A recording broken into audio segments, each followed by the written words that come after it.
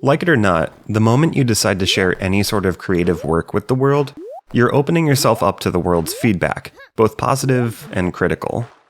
Both forms of feedback can be useful, but perhaps you're like me and wonder where the line can be drawn between a helpful or neutral negative response and an unhelpful criticism that is better left ignored. Today, I'll attempt to answer that question in as simple terms as possible.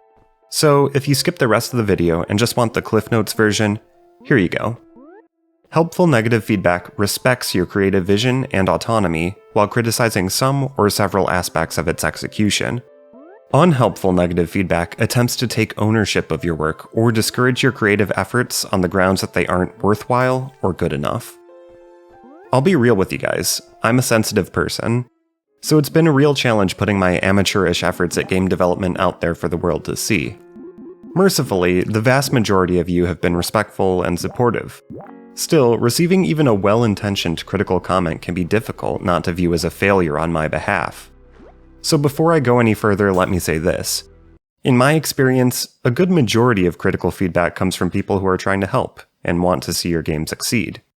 For example, earlier in Lost Resolve's development, I kept getting comments saying that having the collectible keys follow the player was distracting, and I was initially very stubborn about this because I liked the little code I'd written to make them follow the player. Then I finally gave in and tried making them dissolve and pop up on the HUD instead, and I can't imagine ever thinking that my first method was a good idea. In a similar way, critical comments have helped inform decisions about the game's camera, the wall jump counter, the visual effects, and more. And it's safe to say the game wouldn't be in the same place it is today without those comments. So, thank you. Of course, not all of the feedback has been helpful. I recently made the decision to refactor most of my game's code, and overhaul most other aspects of the game, including having custom assets made.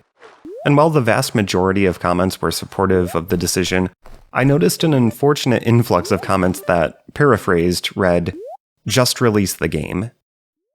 There were a few different justifications ranging from, "Your first game won't be a success anyway," to "Your code is literally too bad to refactor," but the underlying sentiment was the same. This project isn't worth restarting, just hang it up and go next. And that's exactly the point where I believe the usefulness of a negative comment ends. Instead of criticizing an aspect of the project or suggesting an alternative approach to the same end goal, these comments presume to take ownership of the project and make a critically important decision about the game for me. Beyond that, all of these comments were coming from people who'd never so much as opened up the project file.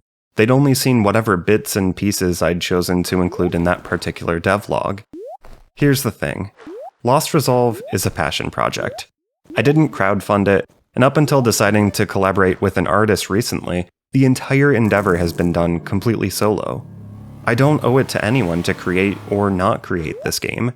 So if I want to give it my all, shoot for the stars, and fail spectacularly, well, that's entirely my prerogative. This brings me to the crux of the video. You aren't doing game dev wrong. If you have in your mind a game that you want to create, don't listen to a single voice that tells you your pursuit isn't worthwhile, or that you're approaching it the wrong way. Especially if you're new, write bad code, make mistakes, take risks, and learn from them. But most of all, have fun with it.